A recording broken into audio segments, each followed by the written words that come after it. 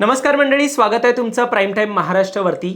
आता 20 जुलैपासून एकूण संसदेचं अधिवेशन जे आहे ते सुरू होईल। सरकारला या अधिवेशनामध्ये कशा पद्धतीने घेरायचं आहे यावरती विरोधक एकमेकांशी चर्चा करतील, इंडिया आघाडी चर्चा करेल। मात्र या सगळ्यामध्ये ठाकरेंच्या शिवसेनेकडे सगळ्यात जास्त लक्ष असणार आहे आणि त्यांची पुढची स्ट्रॅटर्जी आहे जी काही दिवसांची आहे, महिन्याभराची आहे, ती ठरलेली आहे। आणि नेमकं एकूण कोणत्या स्ट्रॅटर्जीनुसार ठाकरेंची शिवसेना ही आता पुढच्या काळात आपल्याला मैदानात दिसू शकते याबाबतच आपण या व्हिडिओच्या माध्यमातून चर्चा करतोय। दरम्यान तुम्ही चॅनलवर नवीन आलाय तर लगेच सबस्क्राइब करा प्राईम टाईम महाराष्ट्राला, कारण असे राजकीय घडामोडी आणि घडामोडींमागील राजकारण आम्ही नेहमी तुमच्यासाठी घेऊन येत असतो। माझं नाव ओंकार साळवी आणि या विषयाला आपण सुरुवातीपासून सुरू करूया। तर मंडळी, ठाकरेंची पुढची स्ट्रॅटर्जी ठरलेली आहे। आता ही नेमकी स्ट्रॅटर्जी काय आहे आणि त्या स्ट्रॅटर्जीला कशा पद्धतीने एक अडवणूक आणण्याचं किंवा ती स्ट्रॅटर्जी रोखण्यासाठी कशा प्रकारे सत्ताधाऱ्यांकडून प्रयत्न सुरू आहेत हे देखील मी तुम्हाला सांगतोय। आता आपल्याला माहिती आहे, उद्धव ठाकरेंनी काही दिवसांपूर्वी रामरक्षा आंदोलन जे आहे ते घेण्याचं ठरवलं।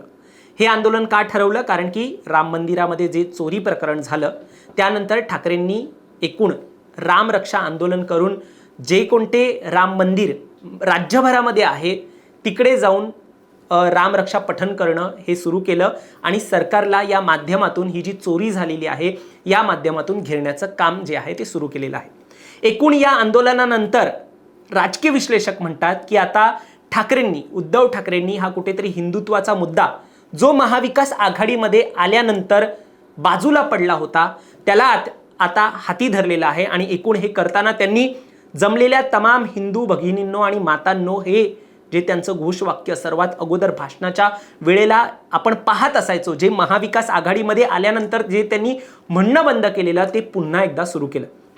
अर्थातच आता हे जे रामरक्षा आंदोलन ठाकरेंनी हाती घेतलंय त्यानंतर त्याला घेऊन देखील सत्ताधाऱ्यांनी टीका केलेली आहे त्यांच्यावरती। खूप उशिराने त्यांना आता हे लक्षात आलेलं आहे, त्यांनी हिंदुत्व जे आता हाती घेतलेलं आहे आता त्याला बऱ्याच वेळानंतर हाती घेतल्यानंतर त्यांना काही त्याचा फायदा होणार नाही अशा प्रकारे विरोधकांनी देखील सत्ताधाऱ्यांनी देखील ठाकरेंना घेरण्याचं एक काम केलेलं आहे। आता ठाकरेंनी आगामी काळामध्ये या आंदोलनाला घेऊन आपल्याला माहिती आहे, म्हणजे आता दादरमध्ये त्यांचं आंदोलन झालं त्यावेळेला राज ठाकरे हे त्यांच्या आंदोलनाला पाहायला नाही मिळाले म्हणून देखील सत्ताधाऱ्यांनी त्यांच्यावरती म्हणजे दोन बंधू कशा फक्त राजकारणासाठी एकत्र आलेले याला घेऊन टीका केलेली होती। आणि तिकडे देखील राज ठाकरे म्हणजे हाकेच्या अंतरावरती राहतात राज ठाकरे हे दादरमध्ये आंदोलन असताना, तर तिकडे गेले नाही यावरून देखील त्यांच्यावरती टीका झालेली होती। म्हणजे एकूण कोणत्या कोणत्या पद्धतीवरती त्यांच्या या आंदोलनाला घेरलं जाऊ शकतं, कोणते मुद्दे समोर आणले जाऊ शकतात यावरती सत्ताधारी पक्ष जे आहे ते पूर्णपणे प्रयत्न करत आहेत। आता यामध्ये स्वतः मुख्यमंत्री देवेंद्र फडणवीसांनी म्हटलेलं आहे की रामरक्षा आंदोलन हे जे ठाकरे करतायत तर उद्धव ठाकरेंनी रामरक्षेची 2 पानं तरी वाचून दाखवावी, म्हणजे एकूण त्यांनी न बघता ही वाचता आली पाहिजे अशा प्रकारची टीका जी आहे, टिप्पणी जी आहे ती ठाकरेंवरती केलेली आहे। मात्र राऊतांनी यावरती उत्तर जे आहे ते दिलेलं आहे, प्रतिक्रिया दिलेली आहे। राऊत म्हणतायत की ज्यांना येत होती त्यांनीच तर चोरी केलेली आहे। मग यामध्ये काय मोठं अशा प्रकारचं वक्तव्य जे आहे ते राऊतांनी या संपूर्ण प्रकरणाला घेऊन केलेलं आहे। आता रामरक्षा आंदोलन आगामी काळामध्ये नागपूरमध्ये होतंय। 18 जुलैला नागपूरमध्ये उद्धव ठाकरे हे आपल्याला या आंदोलनासाठी तिकडे गेलेले पाहायला मिळतील आणि मुळामध्ये मुख्यमंत्री देवेंद्र फडणवीस यांच्या गडामध्ये त्यांचं हे आंदोलन असणार आहे। त्यामुळे तिकडे काय होतं यासाठी सगळ्यांच्याच नजरा हे नागपुरामध्ये असतील। पण हे आंदोलन तिकडे होण्या अगोदरच एक आडकाठी जी आहे ती भाजपने टाकलेली आहे, ती कशा पद्धतीची आहे हे मी तुम्हाला आता सांगतो। एकूण 18 जुलैला नागपुरामध्ये जिथे ठाकरेंचं रामरक्षा आंदोलन होतंय, ज्या मंदिरामध्ये आंदोलन होतंय ते मंदिराला लागूनच एक मैदान आहे, तिकडे ठाकरेंनी सभा घेण्याचं ठरवलं होतं। एकूण आता या सभेच्या मैदानाचा पेचच समोर आलेला आहे, कारण की 22 जुलैला मुख्यमंत्री देवेंद्र फडणवीस यांचा वाढदिवस आहे। मात्र त्या वाढदिवसासाठी भाजपने या अगोदरच ते मैदान जे आहे ते बुक केलं होतं असं म्हटलं जातं आणि त्यामुळे 18 जुलैला होणाऱ्या सभेला एकूण ठाकरेंच्या सभेला देखील एक अडचण येणार आहे, ती सभा त्यांना तिकडे घेता येणार नाहीये असं एकूण दिसून येतंय।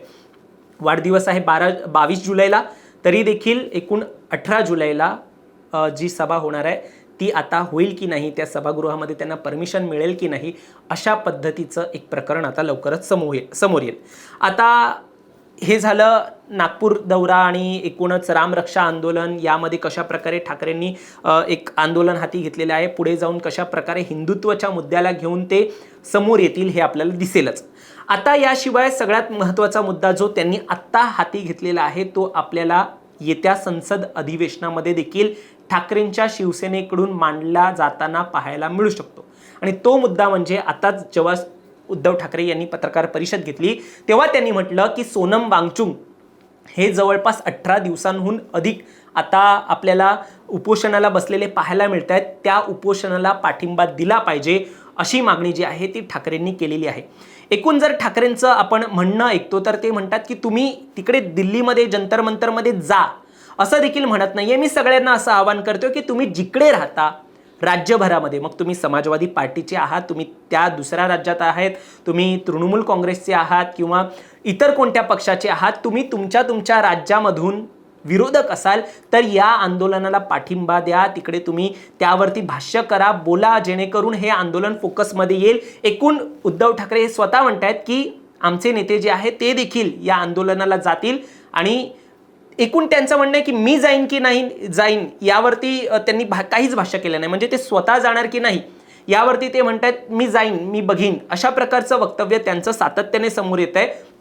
त्यामुळे कुठेतरी उद्धव ठाकरे हे आंदोलनाला पाठिंबा द्यायचं म्हणतात, पण ते देखील तुम्ही तुमच्या जागेवरूनच करा असं म्हणतात. त्यामुळे देखील म्हणजे घरात बसून आंदोलनाला पाठिंबा देणं हे कितपत योग्य आहे अशा प्रकारची टीका देखील विरोधकांकडून आणि स्पेशली एकनाथ शिंदे यांच्या शिवसेनेकडून या आंदोलनाला घेऊन झालेली आहे.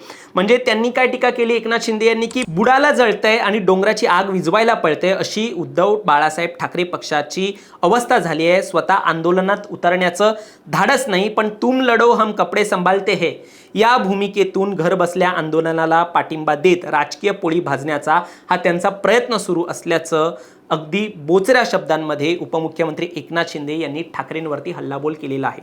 एकूण ठाकरेंची जी आता भूमिका आपण पाहतोय ती म्हणजे आपापल्या राज्यामधून तुम्ही जिकडे आहात तिकडून सपोर्ट करा अशा पद्धतीचं दिसतंय.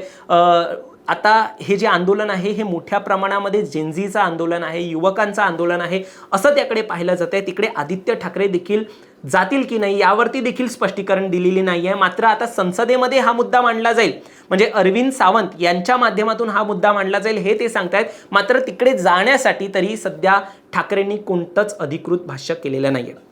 आता आगामी काळामध्ये एकूण आपल्याला दिसून येईल की हिंदुत्वाचा मुद्दा, रामरक्षा आंदोलन याला घेऊन कशा प्रकारे ते पुढे मैदानात येताना पाहायला मिळतील. शिवाय आता वांगचुक यांचं जे आंदोलन चालू आहे त्याला घेऊन देखील ते संसदेमध्ये पुढच्या काळामध्ये हे सरकारला घेरताना आपल्याला पाहायला मिळतील. पण त्यांची ही जी अशी भूमिका आहे त्याला घेऊन जे सत्ताधारी टीका करतायत त्यावरती तुम्हाला काय वाटतं आणि हे स्ट्रॅटजी ती आगामी काळाची ठरलेली आहे ती खरंच ठाकरेंना फायदेशीर ठरेल का हे तुम्ही आम्हाला कमेंटमध्ये सांगा. आणि असेच राजकीय घडामोडी पाहण्यासाठी सबस्क्राईब करा प्राईम टाईम महाराष्ट्राला.